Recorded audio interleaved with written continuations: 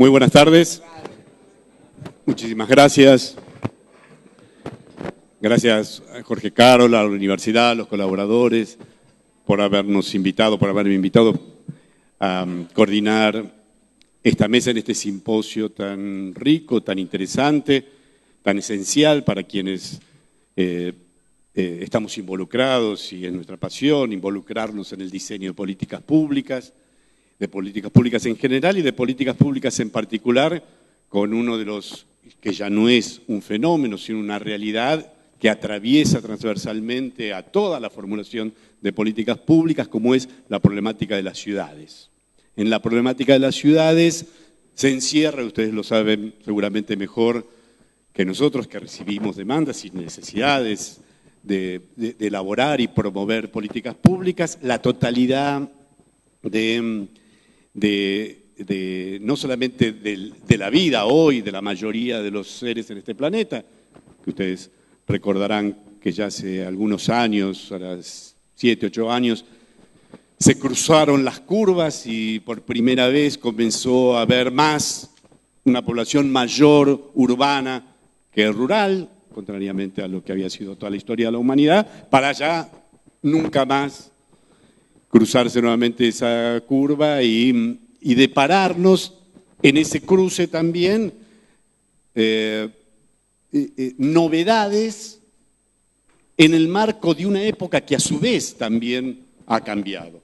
Como se dice habitualmente, esto no es un tiempo de cambios de época, no es un tiempo de cambio de época, sino de una época que ya ha cambiado. Aquello que en una época, hace un tiempo, y no demasiado, pensábamos como futuro, ya está instalado hoy, es el futuro que ya empezó, el futuro que encontramos permanentemente desafiándonos en términos de políticas públicas, de cómo pensar esa vida en general, ya no en nuestro planeta, ya en nuestros países, sino en nuestras ciudades, con hábitos, costumbres, sensibilidades y expectativas que corresponden también a un nuevo tiempo.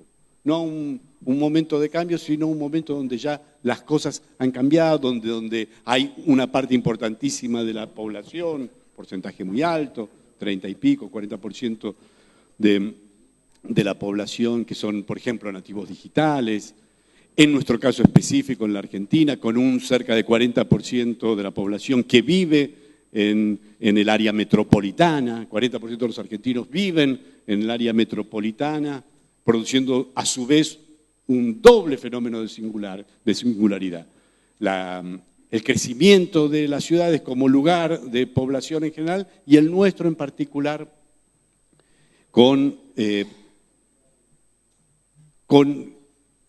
generando no solamente desafíos para las políticas públicas, sino también para la ubicación de las nuevas modalidades de producción, de mercancías, de servicios, de información, el intercambio de información entre las personas.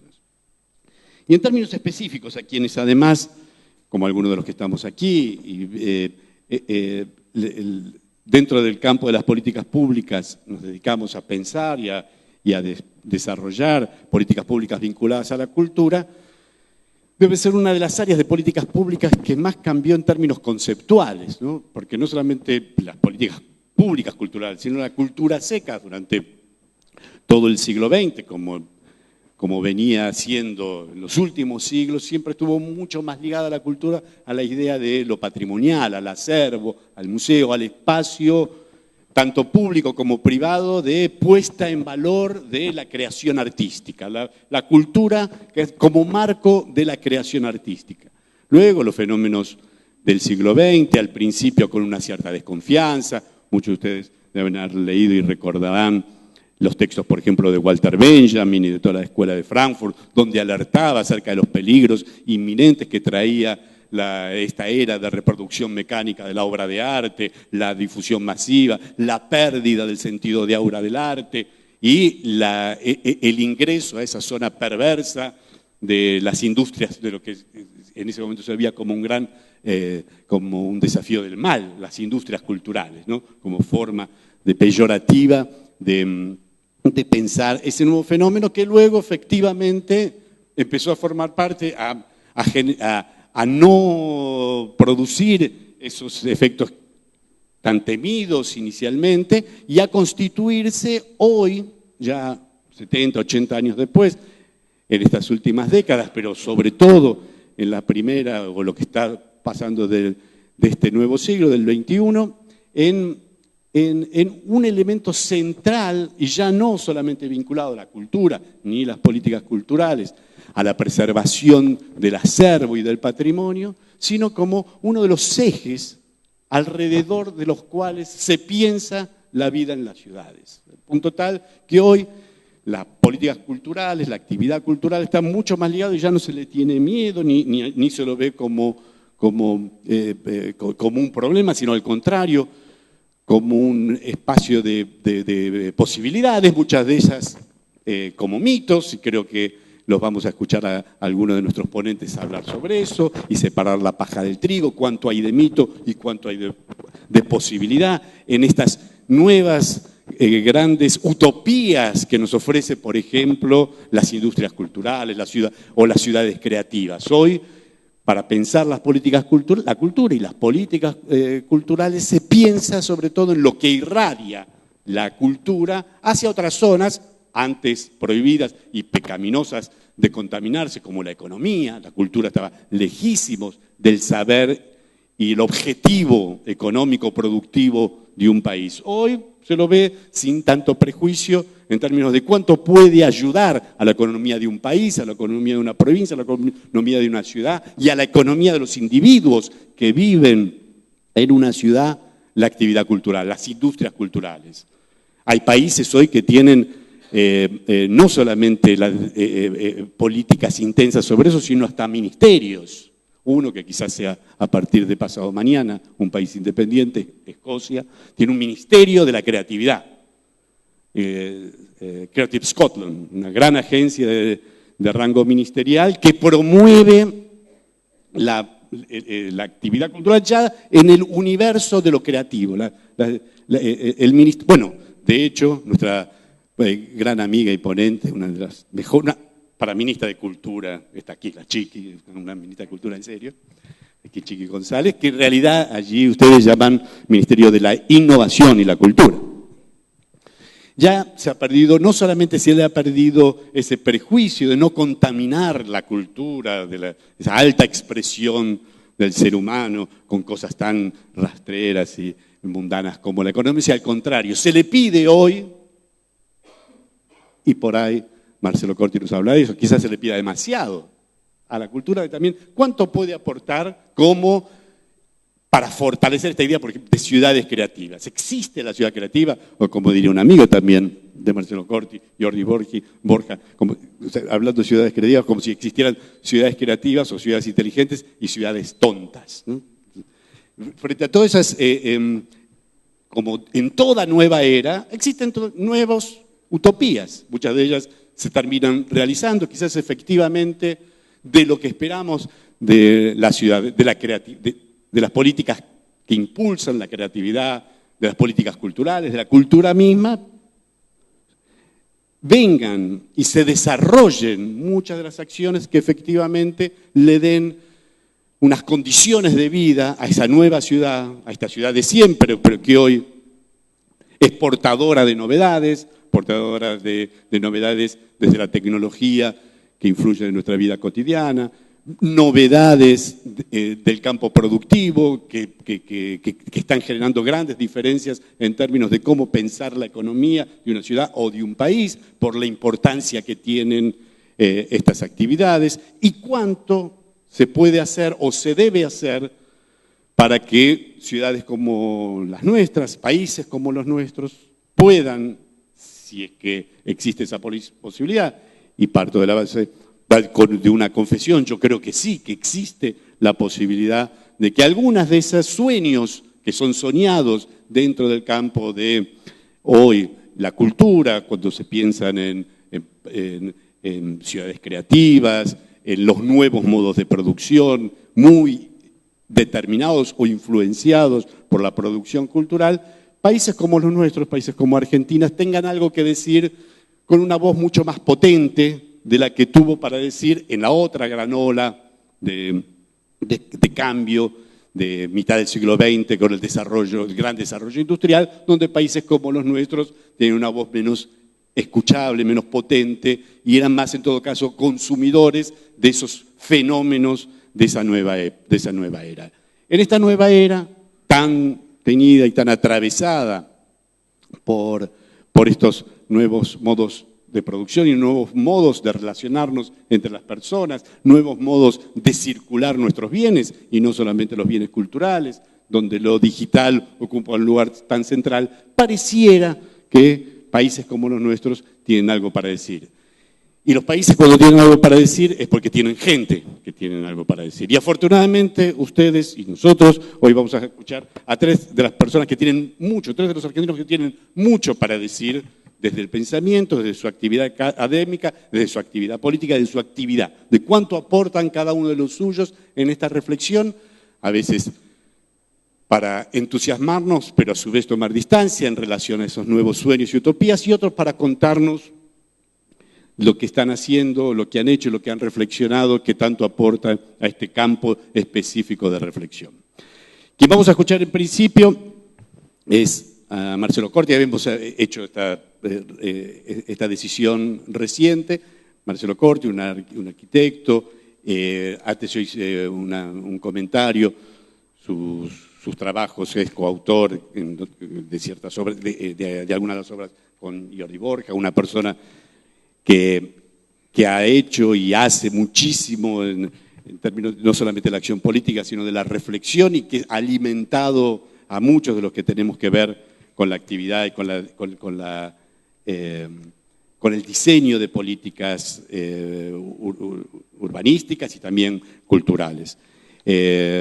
Es arquitecto y urbanista, director de la revista digital Café de las Ciudades y de la editorial que tiene el mismo nombre, integra el estudio de estrategias y la red de consultores La Ciudad Posible. Es coautor, como dije recién, con Borja de Ciudad es una ecuación imposible.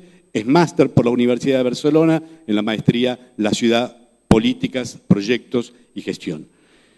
Luego de Marcelo vamos a escuchar a nuestra amiga, la ministra de Innovación y Cultura, María de los Ángeles Chiqui González.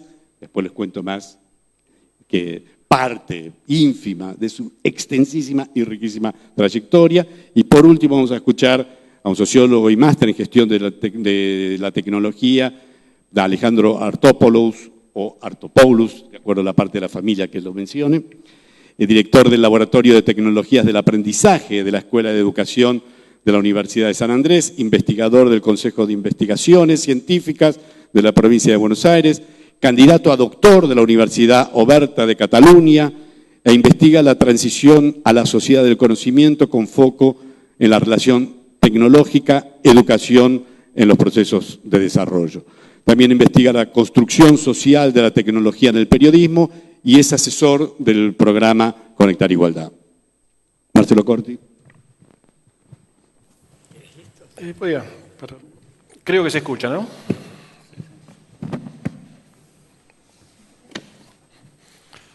Muy bien, muchas gracias a Jorge y al otro Jorge, a Carol, básicamente, y obviamente a este congreso por invitarme a participar. Mi parte en este panel tiene que ver con dentro de la relación entre cultura y ciudad. Mi aporte está desde el lado que más he manejado, que más he trabajado, que es obviamente el del desarrollo urbano y el de las cuestiones urbanísticas en el sentido más físico, más estrictamente urbano en cuanto a la piedra construida, en cuanto a la ciudad construida.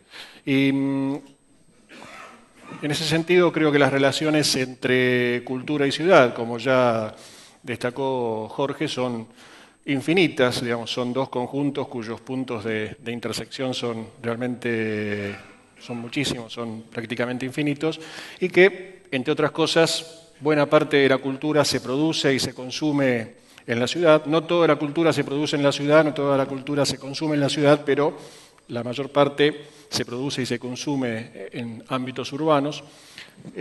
Buena parte de la cultura tiene obviamente un contexto o como tema o como protagonista la ciudad. Ciertos formatos o géneros de la cultura son intrínsecamente urbanos, no serían inteligibles fuera de la ciudad, y la producción de la ciudad en sí misma, el desarrollo urbano, es en sí mismo una parte significativa de la cultura. Recién Jorge mencionaba la Escuela de Frankfurt y bueno, el trabajo de Benjamin sobre el París del siglo XIX, París capital del siglo XIX, sería como uno de los ejemplos, entre tantos, pero uno de los ejemplos más hermosos de este estudio de la relación entre el desarrollo urbano de una ciudad como París y la cultura que ese mismo desarrollo urbano contribuye a generar. En los años recientes ha habido dentro del campo específico del urbanismo, vuelvo a decir, entendido como una cuestión física, entendido como el urbanismo de la ciudad que se construye, una cantidad de ejemplos de mucha resonancia donde la cultura ha sido esencial en algunas estrategias de aplicación en cuanto al desarrollo urbano. El ejemplo del Museo de Arte Contemporáneo de Barcelona, el MACBA, como una cabecera de puente para la transformación de un área degradada, el barrio del Raval, en el casco antiguo de Barcelona.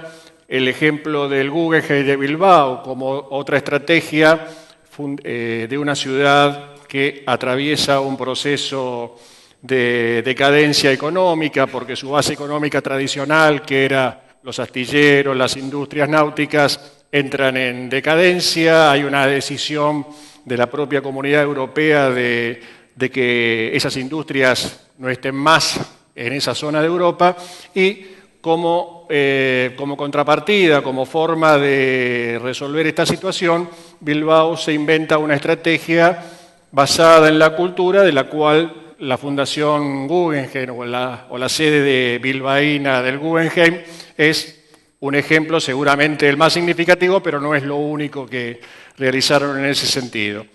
Un ejemplo más local en el sentido de la patria grande en todo caso, un ejemplo más cercano a nuestras experiencias, es el de Medellín, con sus parques culturales, sus bibliotecas, como una estrategia, por un lado, no solamente urbana, no solamente de regeneración de barrios marginales dentro de la ciudad, sino como incluso una estrategia del Estado para ingresar a áreas urbanas que prácticamente había perdido presencia. Vale decir que hay una cantidad de estrategias urbanas muy relevantes que han sido producidas en las últimas décadas que tienen a la cultura como un eje fundamental. Yo me voy a referir muy específicamente en el resto de la charla a una estrategia urbana o en realidad un conjunto de estrategias que se han venido manejando en los últimos tiempos respecto a esta idea de las ciudades creativas, esta idea de las ciudades que albergan industrias creativas, que albergan industrias culturales, que se plantean a sí mismas la necesidad de generar ambientes favorables al desarrollo de estas industrias culturales y a algunas circunstancias que han aparecido a partir de esa premisa. Creo que todo esto tiene un antecedente teórico, intelectual muy evidente, por lo menos de mi punto de vista, que es una sagaz observación de Saskia Sassen en La ciudad global, cuando ella plantea esta paradoja en un contexto de una globalización que favorece una dispersión territorial extrema, pero también permite o favorece o necesita una extrema concentración en algunas ciudades globales que comandan la nueva economía, que algunos de esos sectores tienen como ejecutores, como gestores, a una clase de que podríamos situar dentro de una clase media alta, o una clase media alta en lo económico y una clase alta en lo cultural, que necesita ambientes creativos, que necesita teatro, que necesita restaurantes de distintas etnias, que necesita ambientes estimulantes que solamente se encuentran en los corazones de las grandes ciudades. A partir de eso hay, digamos, que es en todo caso un corolario o una observación, una parte de una teoría más general, que es la que maneja Saskia Sassen en su trabajo sobre la ciudad global.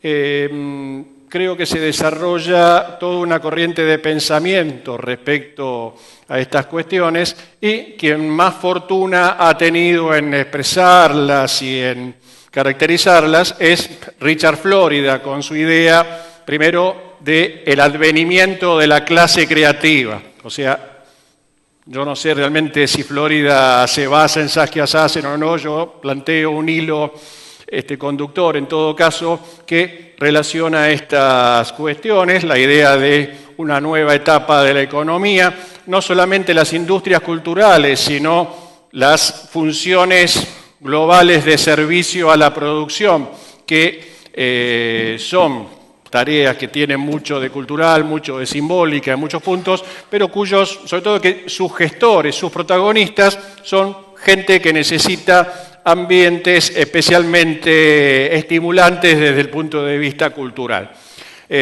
Florida, de alguna forma, toma esta idea. Él comienza hablando del advenimiento de la clase creativa y pasa muy rápidamente a la caracterización de las ciudades creativas, incluso planteando algunos sistemas de indicadores bastante particulares, como el de indicar que si una ciudad tiene muchos gays, es una ciudad que está siendo muy especialmente estimulante a la creatividad, y que, digamos, porque los gays, digamos, creo que esto también tiene algo de prejuicioso, son más receptivos a lo cultural o a lo creativo, y por lo tanto, un corolario bastante absurdo es que si una ciudad desea albergar industrias culturales, tiene que crear condiciones amigables a los gays. Parte de las estrategias que se han tratado de implementar o que se promueven como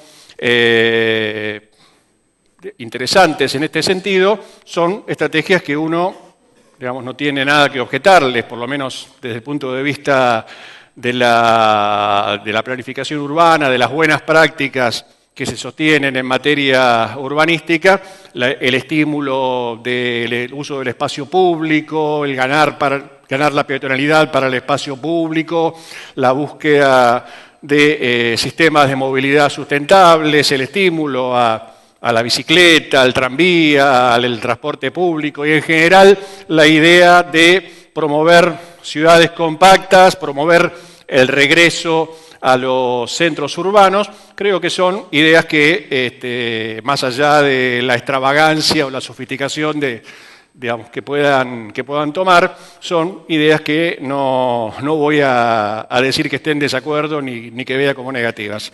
Pero creo también que hay una banalización de esta cuestión, digamos, de alguna forma, por un lado, poner el caballo delante del carro, y por otro lado, o el carro delante del caballo, y por otro lado, una aparición de ciertas cuestiones que empiezan a hacer ruido. Por ejemplo, relacionado con esta cuestión, esta idea de ciertas recetas, ciertos tópicos que empiezan a aparecer, la idea de que algunas ciudades, por algún motivo, son ciudades del diseño, lo cual implica que hay otras ciudades que no son ciudades del diseño, hay otras ciudades que tienen que ver con la gastronomía, hay otras ciudades que tienen que ver con la literatura, y se crea como una especie de ranking de ciudades en función de si son más o menos estimulantes al diseño o demás.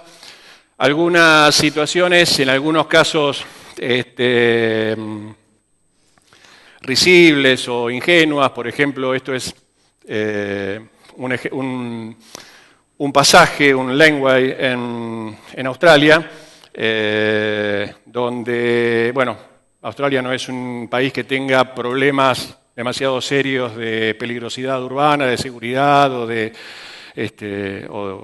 los problemas que pueden tener otras regiones del mundo, pero en determinados pasajes se encuentra estas situaciones de street art, de grafitis urbanos, que no es que vino una pandilla y grafiteó, o vino un artista alternativo y anónimo y aprovechó un momento en que no vigilaba a nadie y dibujó un grafiti, como suele suceder en el resto de las ciudades del mundo, sino que en esta ciudad en particular el municipio, el ayuntamiento, favoreció o estableció esta zona como la zona que había que promover como la zona del street art y que de alguna forma termina teniendo una especie de ambiente como de peligro urbano que en realidad no existe y que, bueno, puede parecer simpático. Otras cosas son menos simpáticas o un poquito más ridículas, como el ejemplo de la derecha, que es una propuesta de autopista para bicicletas, de un arquitecto que en este momento no recuerdo el nombre, pero que es uno de los, no sé si es de Norman Foster,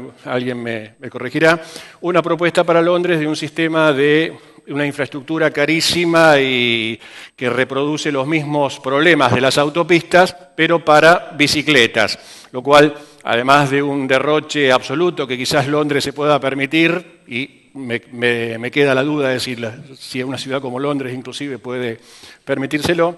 Además de eso, es un absurdo porque rompe con las ventajas de la bicicleta. La ventaja de la bicicleta es que yo salgo y si tengo los carriles adecuados y si tengo cierta seguridad, me permite una flexibilidad, me permite tocar la puerta del vecino, quedarme charlando, seguir.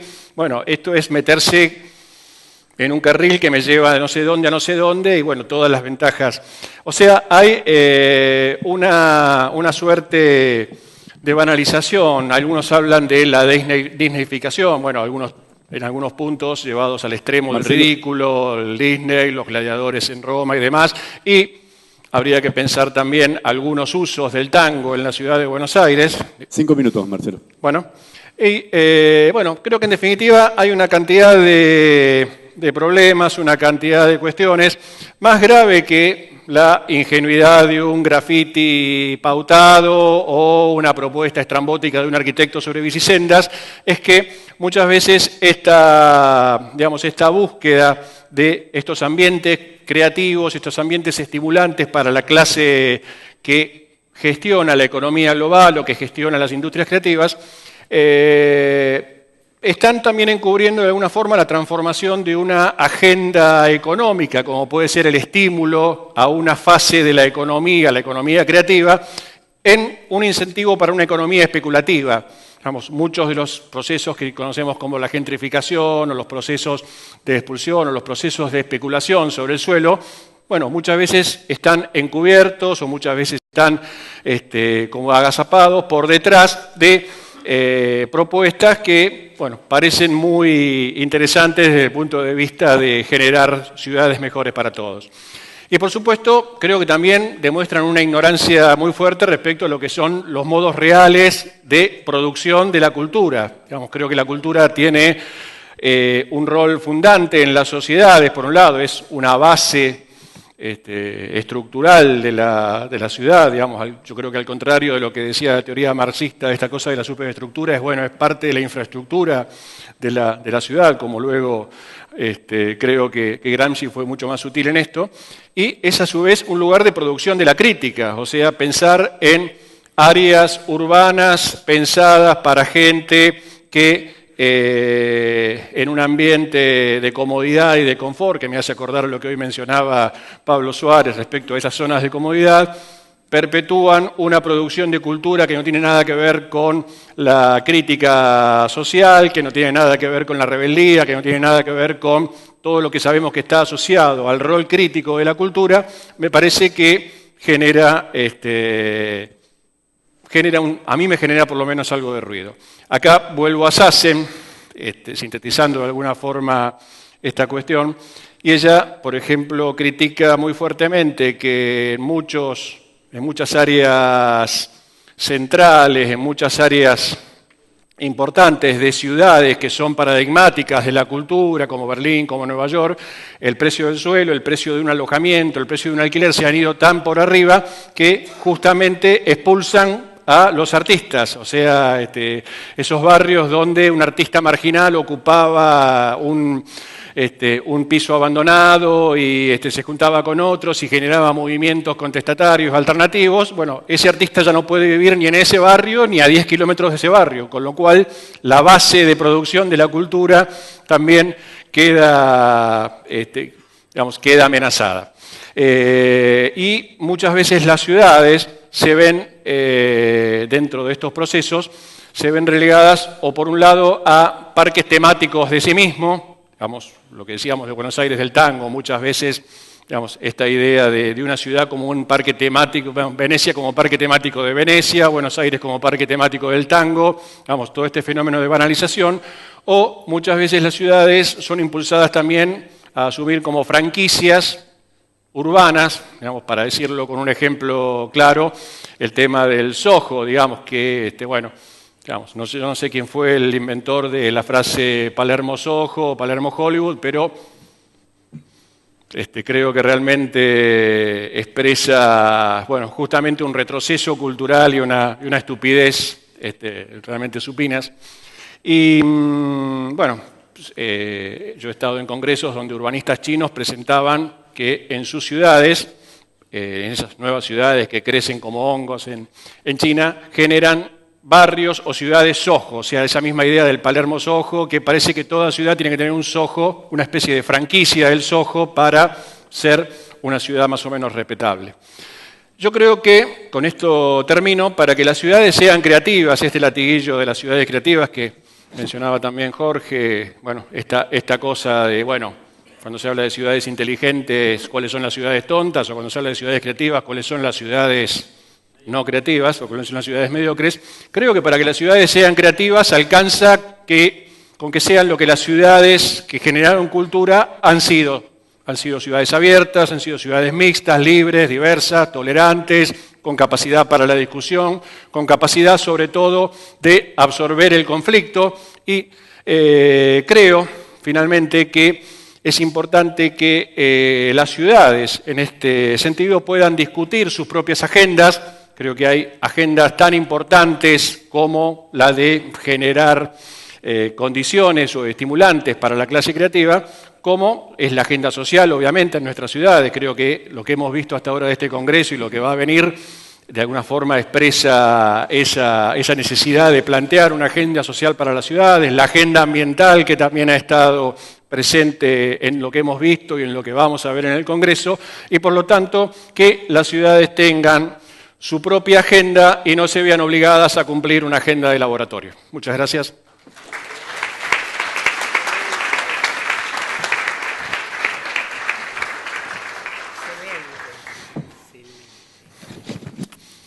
Excelente, dice Chiqui, excelente.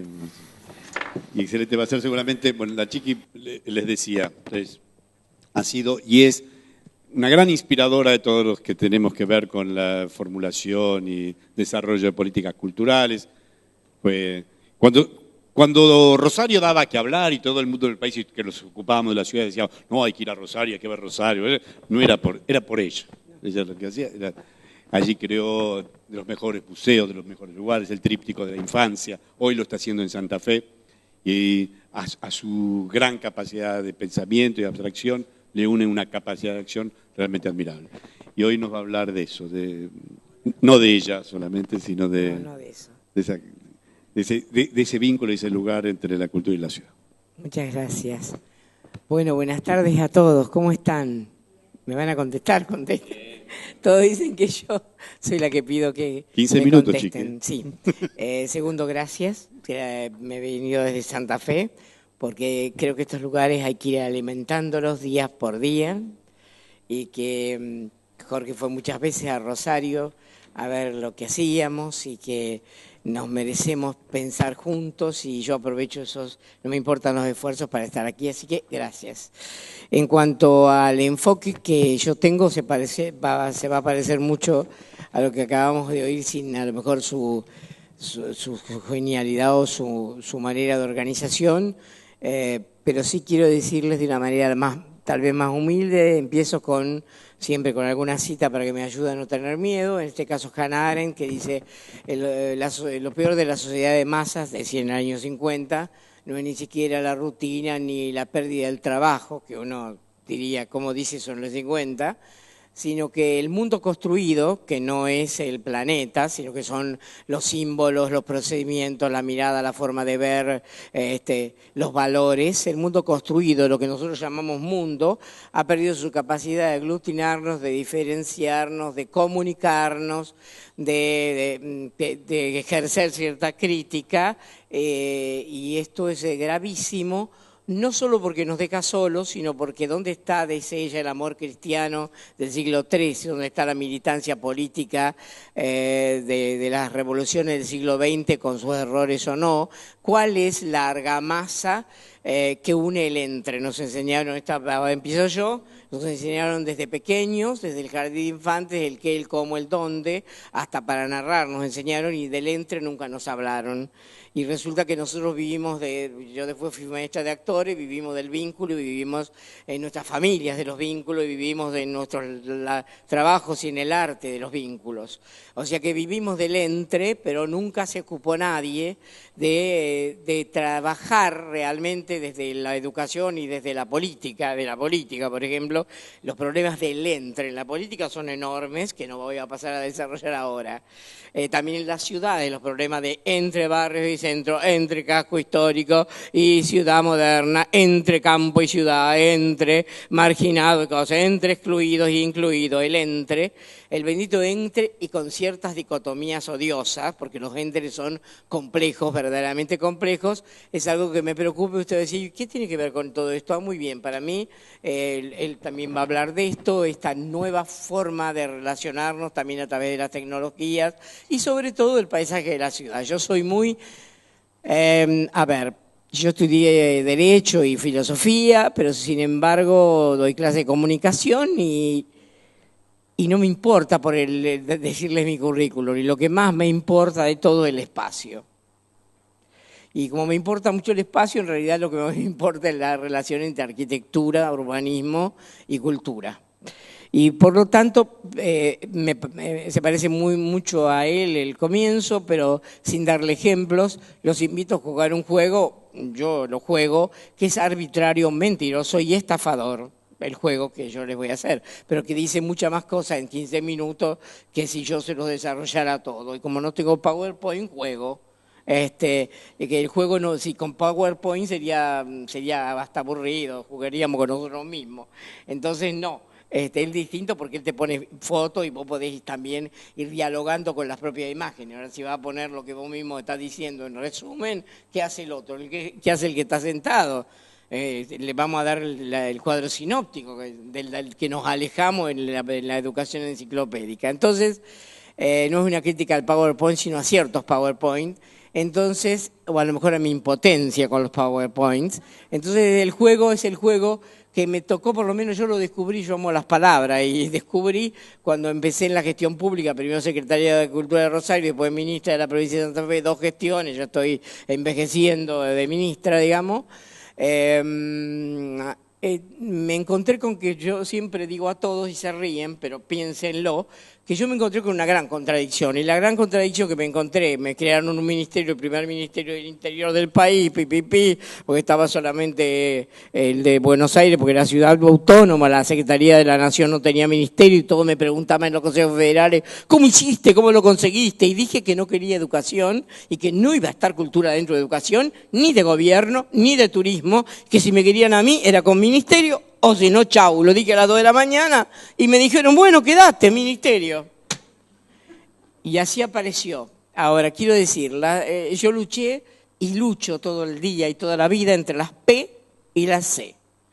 Porque nosotros, de acuerdo a principios ideológicos, hacemos políticas públicas, que hay que decir pública, porque si no, no sabemos muy bien en este país si te van a privatizar o no. Antes nosotros decíamos en la Facultad de Derecho Política y eran públicas, no se le ocurría a nadie que eran privadas, digamos. Entonces, es decir, ahora le agregamos pública o de Estado para que uno sepa que no estamos hablando de una época privatista desde las políticas, pero es cierto que hay políticas privatizadoras. Pero lo privado también es con P. O sea que si vos querés política privada también es con P.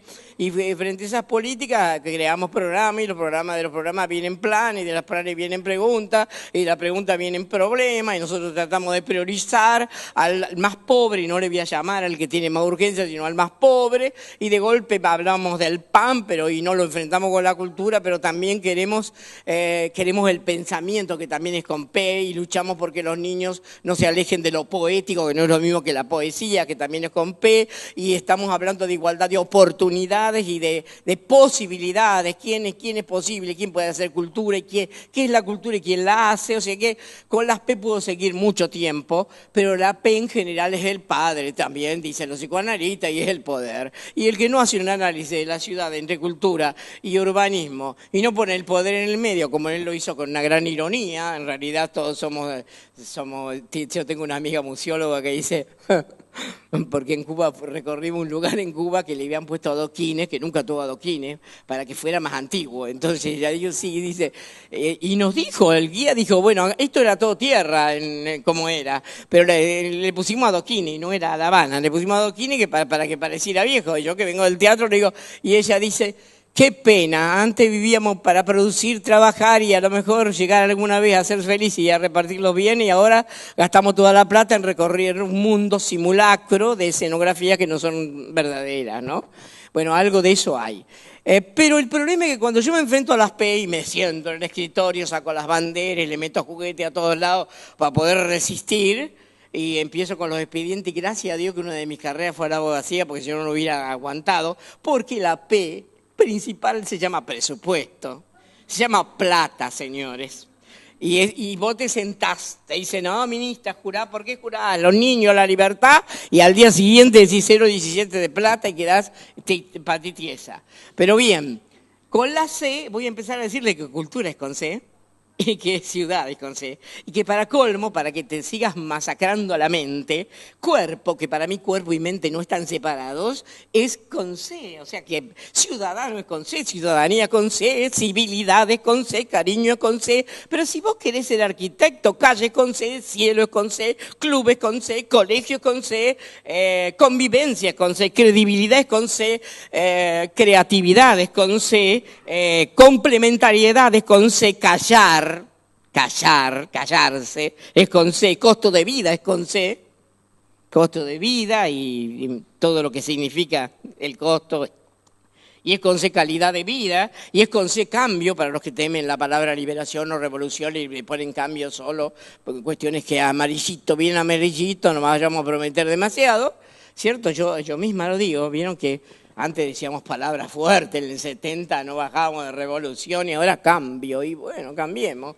Que va a ser peor es no cambiar, pero con P es patrimonio, quiere decir que a algunos es divino conservar el patrimonio, pero para los otros es conservar las cosas como están, agarrate el patrimonio, concepto del Código Civil que todo el mundo cree que es ese concepto de donarle a tus herederos lo que tenés, que patrimonio es posesión, que también es con P, como tenía que ser el poder, que el patrimonio no es eso, por supuesto, pero que tiene algo de razón él cuando dice que una cultura elitista creyó que en realidad la cultura era el patrimonio y por eso hizo comisiones de amigos donde estaban los tipos más importantes de todos los medios y los más ricos de todas las empresas y manejaban los museos, con todo respeto, perdónenme, pero en mi provincia era así, y también creían que el arte era el único motivo de la cultura. Después los gobiernos, acá ríanse, que es con G, los gobiernos descubrieron que la cultura poseía algo mágico, que se llama símbolo. Pero los gobiernos, como yo le digo a mi propio gobernador, decime, cuando empiezan cultura de paz, cultura del trabajo, dice el de gobierno, cultura de la convivencia, dice el de seguridad, que la droga o no. Yo digo, chicos, ¿por qué ustedes en lugar de hablar de cultura no me dan todo el presupuesto y lo hago yo? Y se dejan de embromar. Bueno, los gobiernos descubrieron que lo simbólico era la base de la acción política, así se lo digo. Si vos tomás la misma, no estoy tomando partido, pero vos tomás a Cristina, que en algunas cosas es admirable en eso, y te dice, bueno, vamos a ver, energía, vamos al logo de YPF, vamos a volver a Mosconi. Vamos a ver el plan Progresar y vamos a la casa propia de Perón, símbolo total de los 50, una generación entera con esto. Y los niños no los olvidemos, los únicos privilegiados son los niños de Evita, soy yo, los que estamos gateando en los años 50, y entonces vos no te olvides de eso y pensá que el plan de vivienda no solamente lo necesita la gente, sino que la casa propia es el gran símbolo de la transformación de una persona, es tener techo, y sin techo hay viento, inseguridad y vulnerabilidad. Cuando se dieron cuenta de esto, digo, Bonfatti, qué vivos son ustedes. Todos ustedes se agarraron con las empresas de comunicación, que es con C también, los símbolos que son de la cultura, que no es el arte. El arte es una parte de la cultura, pero la cultura es el nombre, es la región donde naciste, no es tampoco todo el hacer del hombre, como dicen los antropólogos, porque entonces todo sería cultura. Pero me gusta bien lo de Humberto Eco, son las marcas de lo simbólico, lo que queda de lo simbólico, los imaginarios sociales, los procedimientos, los valores, toda esa cosa que dice Hannah Arendt, ese mundo que construimos para mirar el mundo, los anteojos que construimos para darle un sentido a la vida, o sea, todas las herramientas de sentido, lo simbólico, las representaciones, la verosimilitud, los valores, los procedimientos, todo eso es la cultura. Entonces vos te agarrás un problema terrible, porque encima con una gran inequidad frente a eso, frente a todos los lenguajes, las palabras, al reparto de la tecnología, todo lo demás, te agarra un gran problema. Bueno, con la P y con la C arreglémonos. Porque con las dos se hacen una política cultural y se hace una ciudad. Pero yo voy a volver a lo de él, pero no voy a hacer todo lo que iba a hacer. Decirle que el problema, la pequeña diferencia, es que yo no tengo tiempo para hablar de industrias culturales, pero si me lo preguntan después puedo hacer un desastre. Ahora 5 minutos y luego 5 minutos y un desastre, bueno. Pero que la cultura es en realidad tiempo, espacio, persona, cuerpo, mente, ciudadano, sí. Objetos, bienes culturales o no culturales, elementos, tierra, fuego, aire, y energía, no se dice porque parece muy hindú, entonces si te digo acción política parece muy marxista, no lo puedo decir, movimiento parece que estoy en una cátedra de terapia corporal, no lo puedo decir, bueno, como lo quieran decir, la transformación de las ciudades y de nuestra vida en las ciudades. Y nuestra vida en lo rural también, porque lo rural está completamente reflejado en las migraciones de todo tipo, etcétera, etcétera, etcétera. Quiero decir que si la cultura tiene como el tiempo-espacio en la base de sumirar el mundo y darle sentido, si vos no tenés espacio y si vos no tenés tiempos de vida, etapas de la vida, tiempos donde corres y no sabés a dónde vas, tiempo como dice Milán Kundera que estás inmovilizado en el proyecto y corres hacia ninguna parte para creer que el movimiento corporal te da sentido de vida, si vos estás en esa posición, te das cuenta que la cultura, si es lo que Humberto Eco dice, es espacio. Y si ese espacio comparte con la arquitectura y el urbanismo su capacidad mayor, como es el cine y como es todo el arte. Si a todo el arte vos le sacás el espacio, le sacás uno de los dos grandes ejes de todo el arte. Pero hay muchas cosas que son artesanías, pero otras que son fiestas y otras que son rituales y otras que son mitos, que no son los mitos que él dice que sí que son mitos, que no son marketing, las M, las benditas M del marketing y de los mitos mentirosos, que también es con M, pero con M también es la madre y es el misterio, ¿no? O sea que cuidado con las M. Y también es más y también es menos y también es machacado, menoscabado, minusválido, cuidado. Hay muchas cosas para ver con la letra M. De toda esta cuestión quiero decir que el ciudadano, mi posición actual, que no fue la de hace 8 años ni de 10 años, y yo, por supuesto que tengo una Secretaría de Industria Cultural y tengo otra que fomenta completamente el arte, y no en barrios como el Zoo, sino en los barrios más pobres, con droga, qué sé yo, más en los barrios más tal cosa. Ahora, sí, me he dado cuenta que las infraestructuras culturales hechas solo para revivir el ferrocarril muerto o hecho para que las usinas vuelvan a no tener energía pero tengan energía creativa, y no estoy por favor acusando a nadie que esté por esta ciudad, y las fábricas cerradas y la gente sin trabajo que vuelvan como cultura, muchas veces me siento terrible, porque digo, pucha, Dios mío, nos dieron todas las infraestructuras de todo lo que terminó en el mundo y nos hizo infelices, y ahora que pretenden que nosotros los hagamos felices. Pero este mundo, esta gente no es ni consumidor, que es un consumidor, ni un cliente, ni un hombre, ni un turista de la ciudad y de las otras ciudades. Si es un hombre, esa ciudad es un viajero, es lo de Benjamin otra vez. Es un viajero ¿de qué? Un viajero de la propia planificación. Cuando vos te dicen los arquitectos, te hicimos el Matadero Madrid. Y yo digo, adentro no hay nada, muchachos. Acá hay 2 salas con 3 cositas de diseño y 4 cositas de no sé qué cosas. Y se hace, la pared están descascaradas, te dejaron las cadenas y te dejaron los agujeros de las ventanas. Precioso, chicos. Pero no hay planificación alguna. Acá no hay cultura, no me mientan.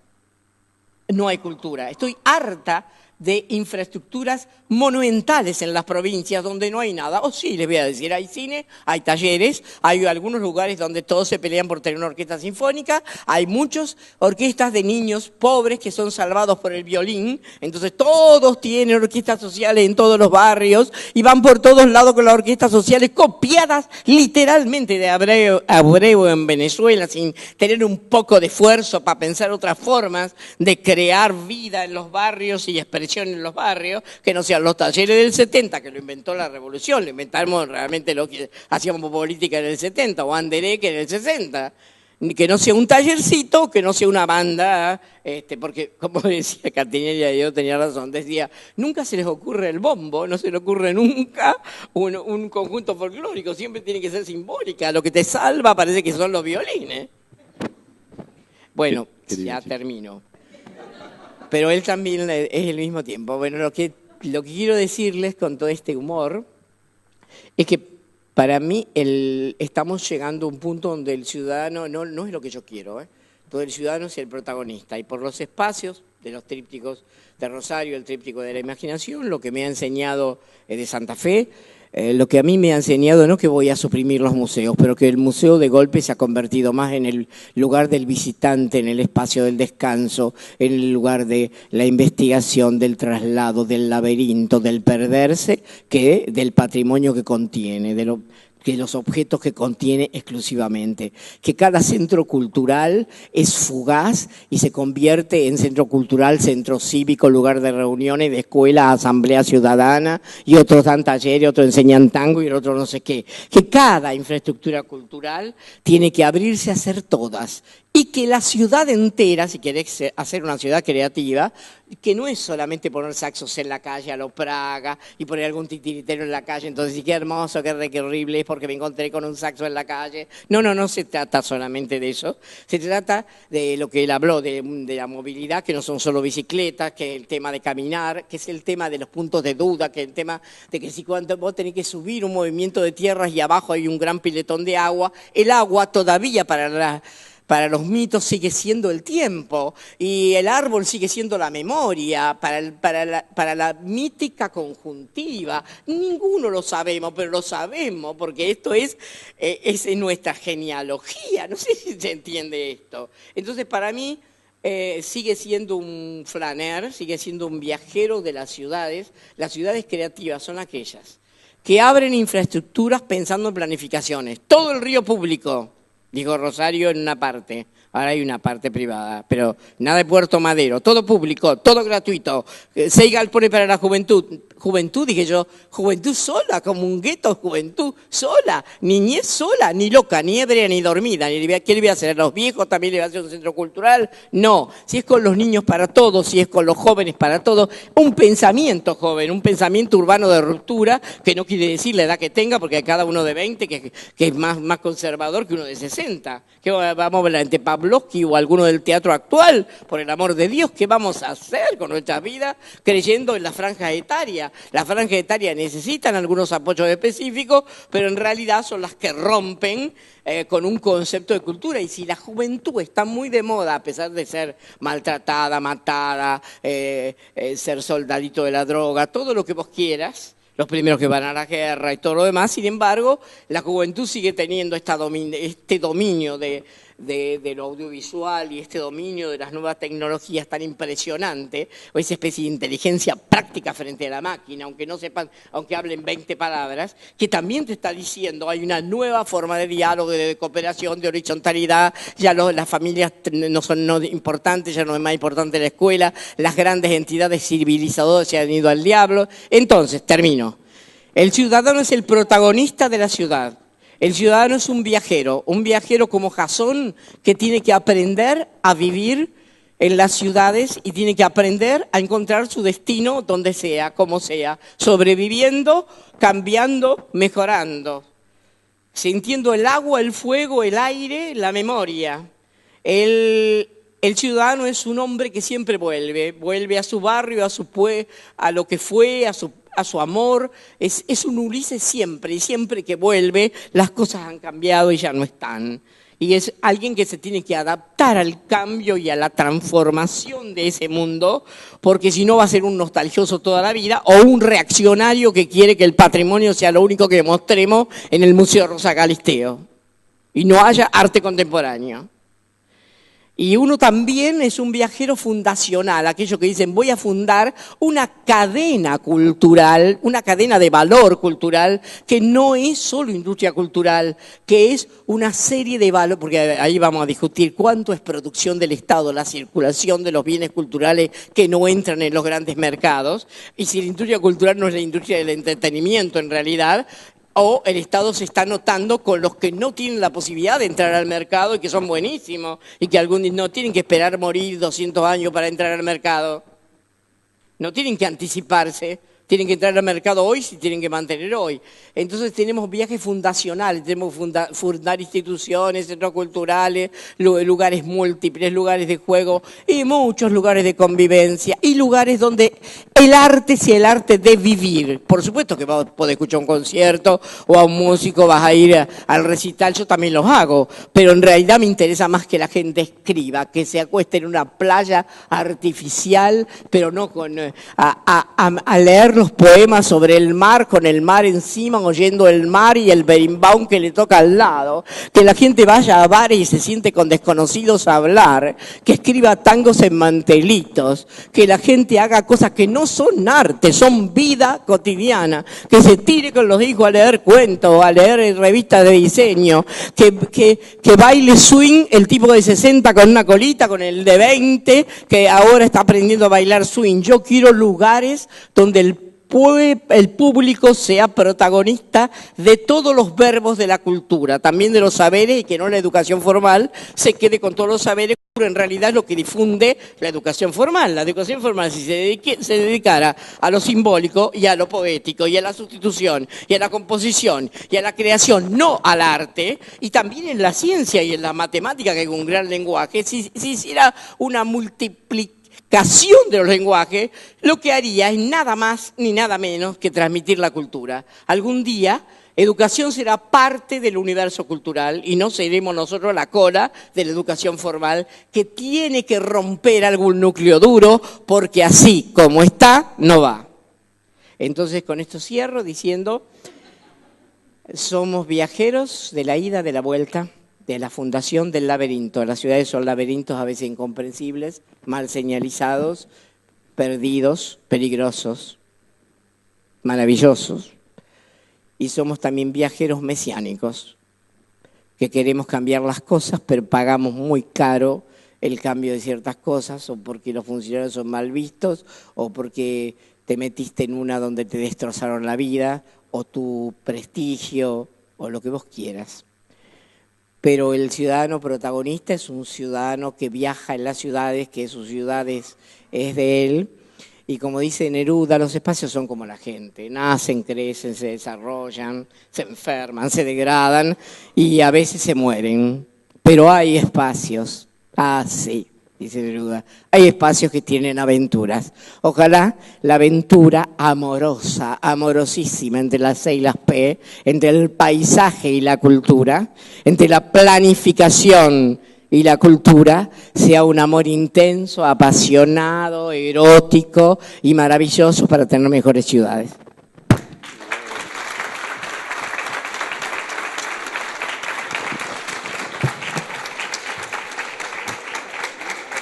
¿Vieron lo que es? El placer uno iba a escuchar. Hace mucho no te visito, tengo que hacerlo. Bueno, para terminar, antes de las preguntas y de abrirlo, los invitamos ahora rápidamente, ya hice la presentación, para que Alejandro nos separe la paja del trigo. ¿Qué tenemos bueno, qué tenemos malo en esta historia de las ciudades creativas?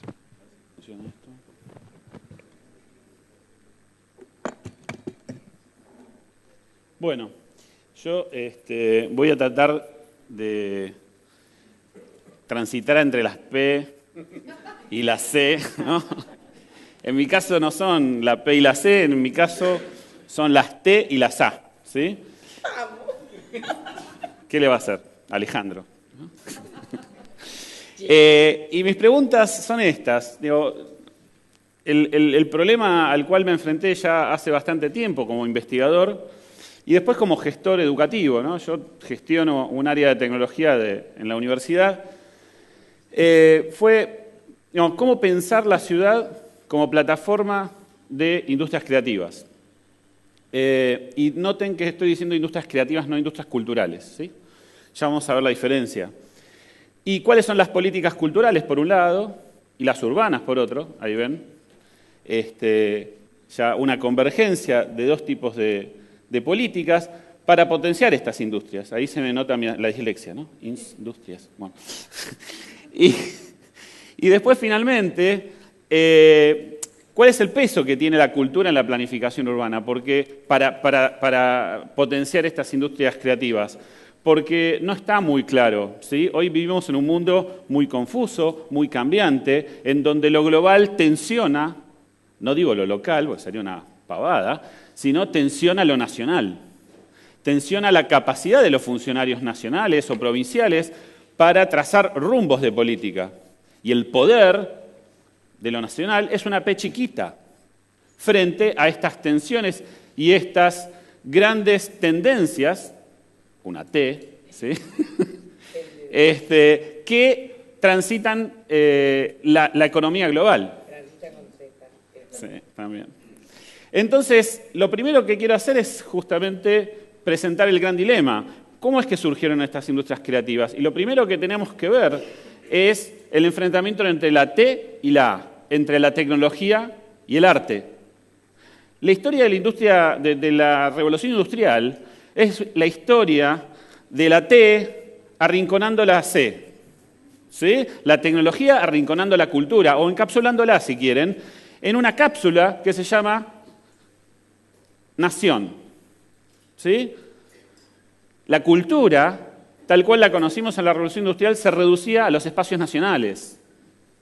Entonces los revolucionarios de izquierda eran unos locos porque no querían la cultura nacional, querían algo que rompiera con las barreras de los límites nacionales. Querían la solidaridad internacional, ¿sí? De ahí su gran tema, la internacional. Y en ese momento, en el momento en que todo esto se empieza a cuestionar, mucho antes del mayo del 68, ¿sí? Mucho antes de los grandes movimientos juveniles, Snow se preguntaba justamente en este ensayo por qué la cultura occidental había llegado a semejante clivaje entre la cultura y la ciencia, entre las dos culturas de la revolución científica. Entonces, bueno, desde el año 59 hasta el siglo XXI pasaron tuvimos muchos cambios, ¿sí? Y justamente Steve Jobs, que es uno de los que quizás hizo más para unir tecnología y arte, en el momento en que tuvo que tomar un minuto para pensar en su legado antes de morir, dijo: si me quieren recordar por algo es por esto, es porque yo trabajé para unir las artes con la tecnología. Y hoy que estamos metidos en la cultura del iPhone, en la cultura digital, quizás esta es una de las claves que tenemos para entender en qué estamos metidos, que es un proceso muy largo, es un proceso que empezó en los años 60, tuvo su pico de cambio material a mediados de los 70, con la creación de la computadora personal, y luego, hoy lo podemos unir con la creación del iPhone en 2007. ¿Sí? Y esto es tan reciente que parece mentira. O sea, hoy estamos pensando que la cultura digital está llegando a las masas recién a partir de la masificación del uso del teléfono celular. Antes, la cultura digital era un privilegio de clases medias. ¿Sí? Sin embargo, pensamos que como cualquier hijo de vecino tiene un celular inteligente en su bolsillo, ya está, ya se democratizó la cultura digital. Y por cierto, estamos muy lejos de eso. Entonces, voy a empezar, ustedes me van a disculpar, yo soy muy visual, entonces preparo PowerPoints larguísimos. En algún momento voy a hacer una seguidilla de cambios rápidos, pero vamos a llegar a destino. ¿Sí? Esta es quizás una de las historietas que más me marcó a mí. Se llama El Imperio de la Geografía. Era una historieta que salió en la revista mítica del colegio que yo fui, que fue el Colegio Nacional de Buenos Aires. Noten que no dije el colegio. Y que lo hizo una persona que para mí tenía un talento infinito. La verdad que cuando descubrí esta historieta, para mí no había distinción entre esta historieta y otras historietas que leí en el diario o en las revistas. Era una historieta bastante triste, terminaba, por supuesto, con un 1, ¿no? Y el pobre alumno pensaba que estaba siendo torturado por un chino con unas gotitas y demás. Es una profesora muy conocida, ¿no? de esta casa de estudios, la profesora García. Y no lo voy a decir como le decíamos nosotros porque es un poco feo. Y en esta revista en la DS, bueno, justamente, si lo notan, la historieta estaba firmada por un muchacho que firmaba ZC en ese momento, ZC, porque se llama Suonic. Hoy todos ustedes lo conocen como Nick, ¿sí? Que publica en La Nación habitualmente. Y esta es la forma en que se expresaba Nick en ese momento. ¿Sí? Es un ejemplo. Ahora, este chico porque era compañero mío, ¿no? Aprendió a dibujar fuera del sistema formal. ¿Sí? Aprendió a dibujar fuera del Colegio Nacional de Buenos Aires. Nadie le enseñó en el Colegio Nacional de Buenos Aires a hacer cómic, a hacer historieta, a hacer animación. Entonces, es como una esquizofrenia, ¿no? Esta esquizofrenia entre la ciencia, ¿sí? y el arte estaba ahí, estaba a la vuelta de la esquina. Entonces, la gente estudiaba historieta por medios bastante raros, ¿no? Educación a distancia del siglo XIX. Los 12 famosos artistas. Pero bueno, hoy estamos en otro mundo, ¿sí? En donde esta dicotomía, gracias a el proceso de interpenetración de la tecnología y el arte, ya no existe más. ¿Sí? Y hoy llegamos a esto que es la máxima expresión de las industrias creativas en la Argentina, que tuvo otro proceso de producción, porque Nick estudió, a unas cuantas cuadras del colegio, pero Campanella no. Campanella se fue a formar a Estados Unidos y estuvo 10 años haciendo director de series en Doctor House, por ejemplo. Entonces, la globalización tiene que ver también con esto, ¿sí? Ya no se puede resolver el aprendizaje de las capacidades para generar una industria creativa solo por correo, como hacían los 12 famosos artistas. Y Metegol, aparte, tiene esta cosa de la inversión masiva en tecnología. ¿Sí? Metegol no se hizo solo con el talento de unos cuantos dibujantes, se hizo con mucho poder de cálculo, muchos microprocesadores, ¿sí? Puestos en una granja de servidores en algún lugar que, para que se den una idea, tiene el mismo poder de cálculo que todo el poder de cálculo que necesita un banco para procesar todas las transacciones que hacen diariamente. El tema es que el banco se queda, ¿sí? Permanece. En cambio, se termina Metegol y todas esas computadoras quedan sin usar. Entonces, ahí, estamos entendiendo de qué estamos hablando cuando hablamos de industrias creativas y no industrias culturales. Las industrias creativas y las ciudades creativas son las que albergan este tipo de proyectos y son capaces de combinar talento artístico con tecnología de última generación. Y, por supuesto, generar productos que son consumidos globalmente.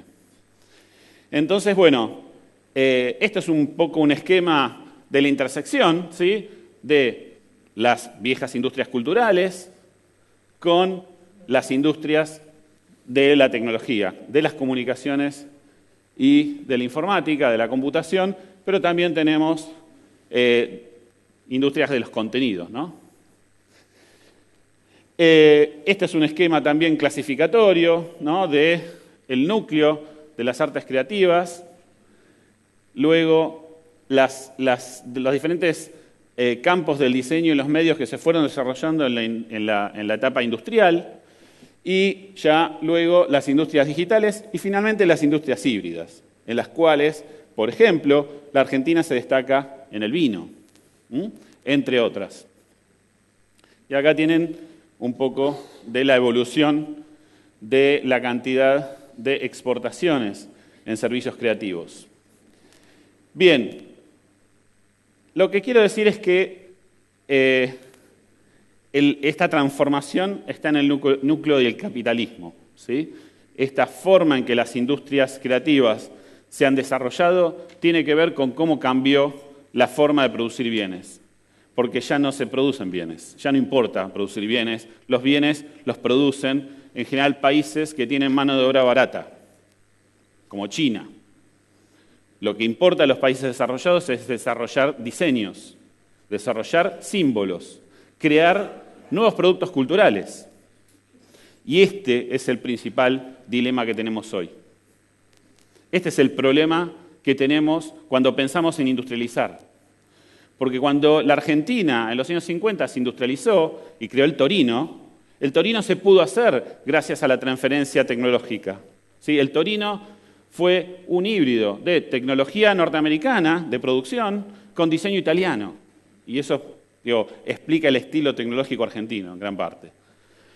Pero hoy, Campanella no puede hacer transferencia de tecnología. Tiene que estar 10 años en Estados Unidos para entender cómo se produce una buena película de clase mundial. Entonces, y lo mismo pasó con otras industrias.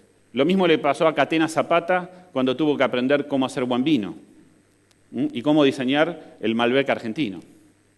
Entonces, ese es el dilema que tenemos en las ciudades, que sean plataformas de industrias creativas. ¿Cómo hacer que esas industrias a la vez puedan dejar que parte de su población viaje al mundo, aprenda y luego lo traiga para desarrollarlo? ¿Sí? Porque Campanella no volvió porque tenía ganas de tomarse un mate. Volvió para desarrollar la industria que vio en el mundo acá. Entonces la cultura tiene un sentido bastante profundo. En ese sentido, como sociólogo laturiano que soy, y castellano, pero laturiano principalmente, la cultura está en todo. Estamos en un mundo híbrido donde los campos ya no son puros. Los campos son híbridos o prácticamente nos convertimos en carniceros intelectuales. No podemos interpretar el mundo separando quirúrgicamente la parte económica de la parte cultural, de la parte política. Entonces, bueno, ahora llegó la parte de pasar filminas rápido. Este es el gráfico típico de Richard Florida, ¿sí?, que mencionaba acá mi compañero panel. Richard Florida procesó el censo de los Estados Unidos y sacó un un número acerca de cuánta gente trabajaba en las industrias creativas. Y acá va una primera definición. Las industrias creativas no son solamente aquellas que tienen componentes artísticos o componentes de expresión de la identidad. Las industrias creativas son aquellas cuyo trabajo es autónomo, que el comando de la forma en que se diseñan productos y servicios es incierto, nunca se sabe cómo va a terminar, porque depende de las decisiones de las personas. Por lo tanto, no tenemos industrias creativas cuando hay trabajo heterónomo. ¿Sí? El trabajo heterónomo es el típico trabajo industrial del obrero en una fábrica que responde a los mandatos del manual de procedimientos que lo dictó algún ingeniero en algún lado. Que eso justamente es lo que ya no existe más. Aún aquel obrero que está en la línea de montaje de cualquier fábrica, hoy se le pide que piense, y se le pide que piense formas creativas de resolver problemas. En ese sentido, las industrias, digamos, hay muchas industrias que son industriales y que parecen no muy creativas, que son creativas. Y, por supuesto, ahí viene la segunda palabra, informacionales. Porque la creatividad, solo desconectada del conocimiento, carece de la capacidad de dominar la tecnología. ¿Sí? Entonces, el problema que tenemos es de qué tipo de conocimiento estamos hablando. Y acá voy a pasar algunas filminas muy rápido. Primero hablamos de conocimiento en red. ¿Sí? Fíjense cómo evolucionó la ciencia. Estos son los fundadores de la ciencia moderna que trabajaban solos y mandándose cartas entre ellos. Esto en los años 50, que trabajaban de a pares. Y esto es la ciencia hoy, en donde se trabajan muchos científicos en conjunto. Por otro lado, tenemos, ciertos... No, esto es las redes vistas de otro lado, ¿sí? Redes de átomos, redes de neuronas, redes de genes y redes de bits, en donde, como dije antes, los campos son híbridos y muchos campos, en forma transdisciplinario, aportan al desarrollo de ese conocimiento. ¿Sí? O sea, Campanella habla, ¿sí?, con el encargado de la renderización de los fotogramas y se pueden entender. ¿Sí? Eso es fundamental.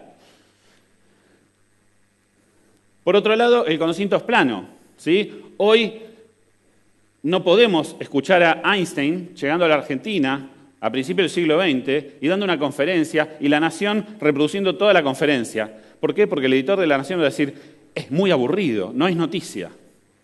¿Sí? Hoy yo, investigador, voy a cualquier medio nacional y quiero meter una noticia de lo que estoy investigando y nadie me cree, o en realidad a nadie le importa la autoridad científica que yo tenga. Lo importante es que hable de cómo lo que yo estoy investigando tiene que ver con sexo o tiene que ver con alguna otra contenido que haga vender más diarios. En ese sentido, la autoridad de la ciencia ha caído. Estamos en un mundo que realmente es plano desde el punto de vista cultural.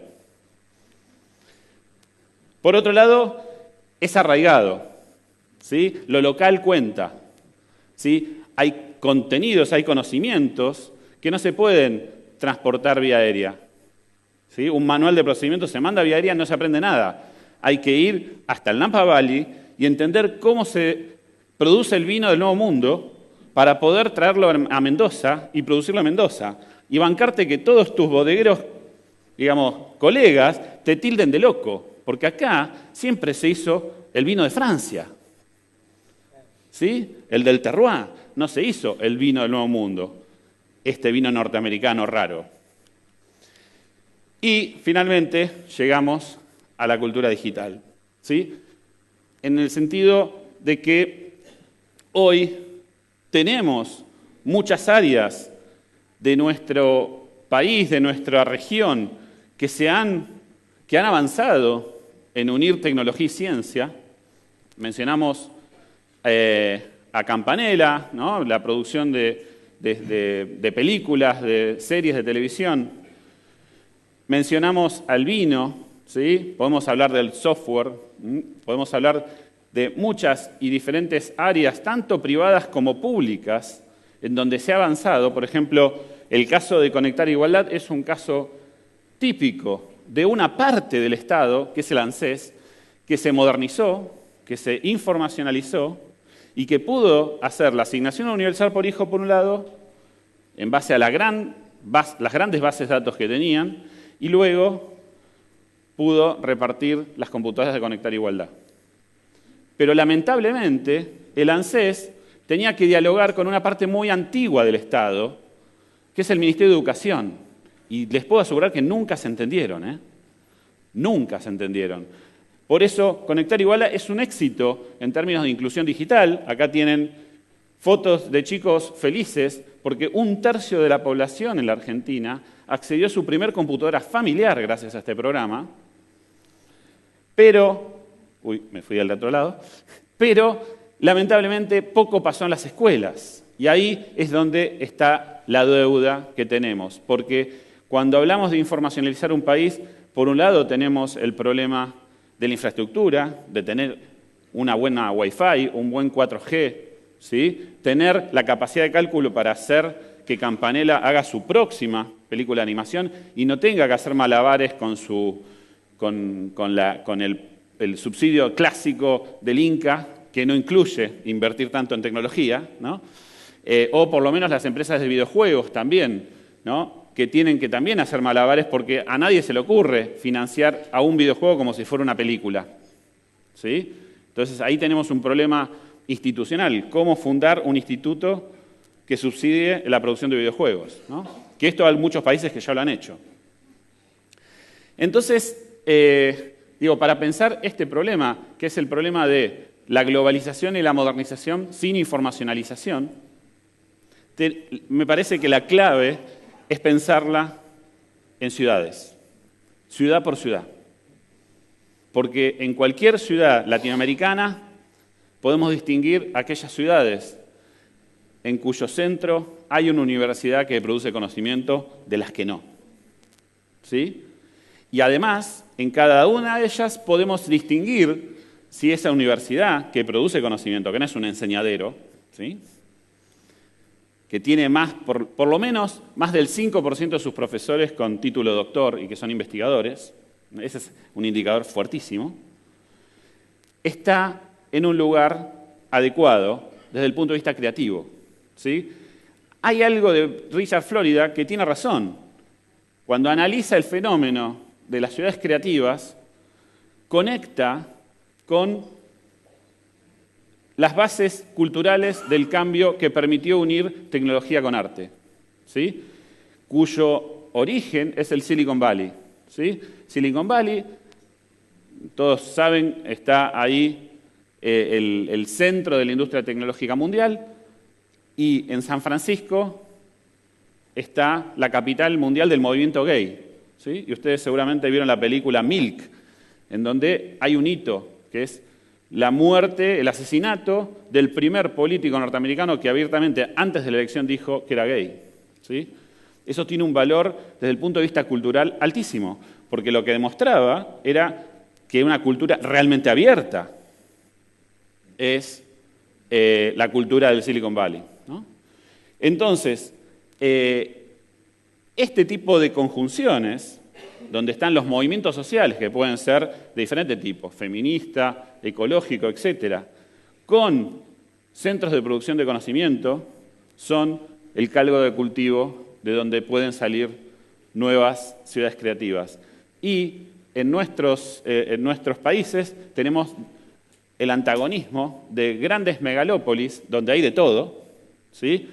Pero donde casualmente, como está todo metido, está muy separado. Está muy separada la ciencia del arte, donde está la producción científica de mayor nivel, pero que no produce investigación aplicada. Entonces ahí, y por otro lado, la universidad de máximo nivel que no derrama el conocimiento al sistema de educación media, que es donde salen los talentos, ¿sí? Entonces, este tipo de brechas, que yo llamo brechas informacionales, son las brechas que tenemos que analizar para resolver estos problemas de inclusión en el siglo XXI. Entonces, digamos, una de las cosas que tenemos que ver y seguir es cómo va evolucionando la tecnología. Fíjense, en las redes sociales empezó en el 2004 con Facebook y una segunda generación empezó en el 2010, ¿no? Y entre una generación y otra, lo que tenemos es la aparición del iPhone y el Android, ¿sí? Hoy todo está cambiando de nuevo por culpa de estas dos plataformas que empezaron en el 2008 y hoy muestran que la mayoría de las personas está conectada a Internet por dispositivos móviles y la PC es una pieza de museo, si se quiere. Y nuestra gente, los remiseros, ¿sí?, los trabajadores nómades como los cirujanos, que antes no tenían acceso a Internet permanentemente,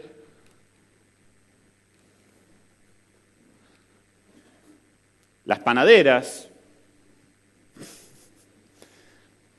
o el mismo chino de la esquina, todos tienen su teléfono inteligente.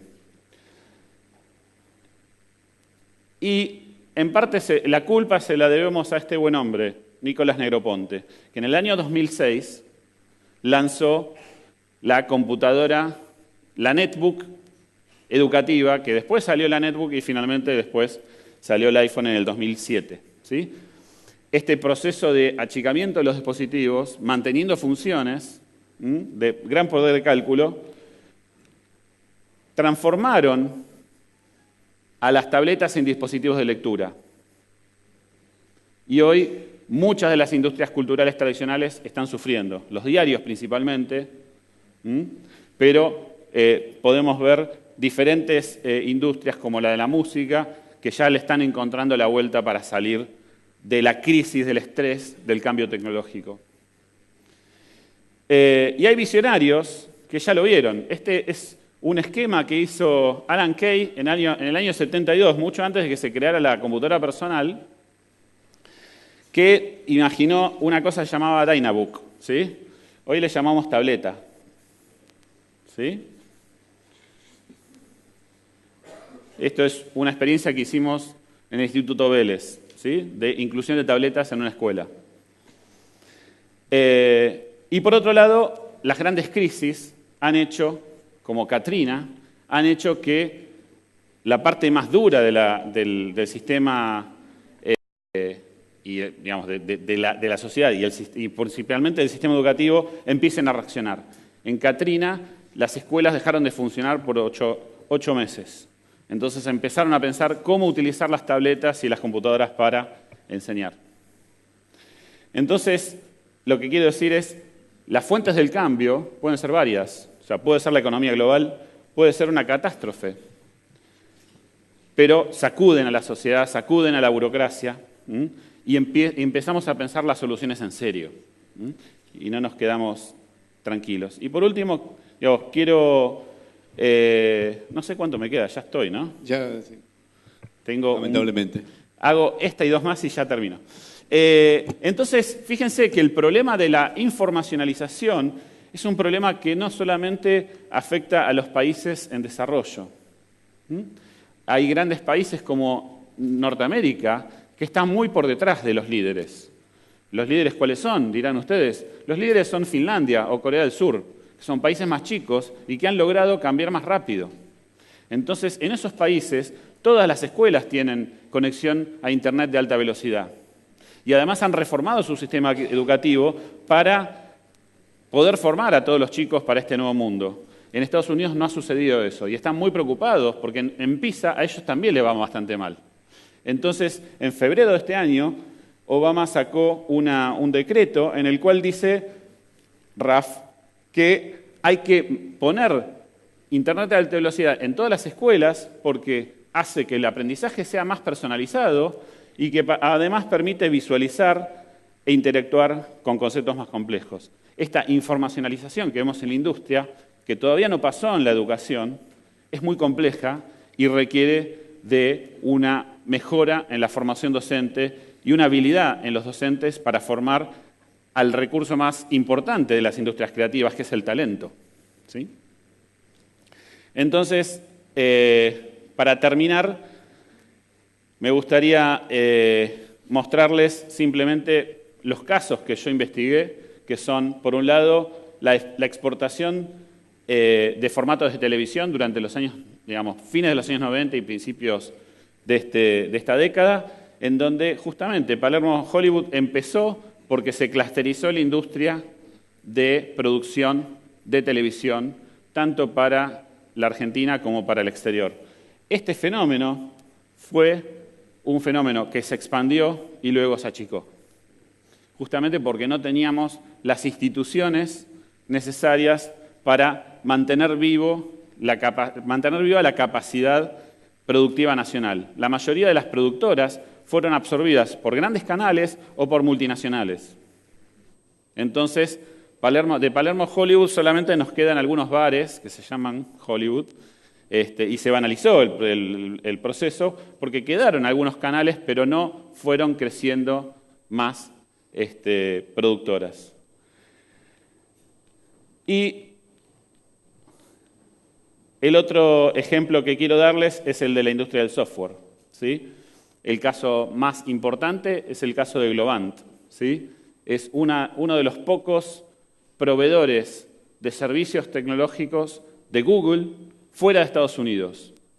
Esta empresa recientemente ha listado en Wall Street, ¿sí? Es la segunda empresa argentina que lista en Wall Street después de Mercado Libre. Esta es una empresa que nació en La Plata, ¿sí? Sus fundadores son platenses. Sin embargo, el esquema que tienen es nacional.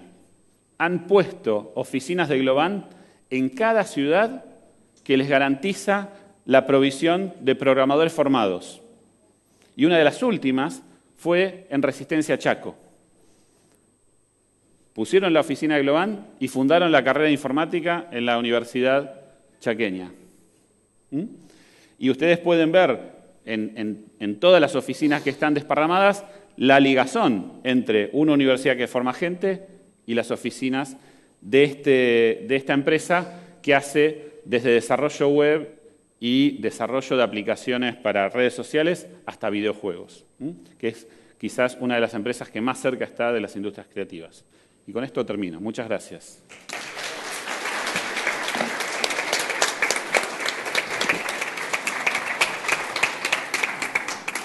Seguramente como ustedes, bueno, yo también me quedaría horas, todos tenemos que hacer, todos ustedes, muchos ya se están levantando, así que no sé, Jorge, no creo que haya tiempo para las preguntas y respuestas, pero, bueno, nos autorizan, estábamos excedidos, pero seguramente a todos nos ha generado muchas preguntas y reflexiones para hacer.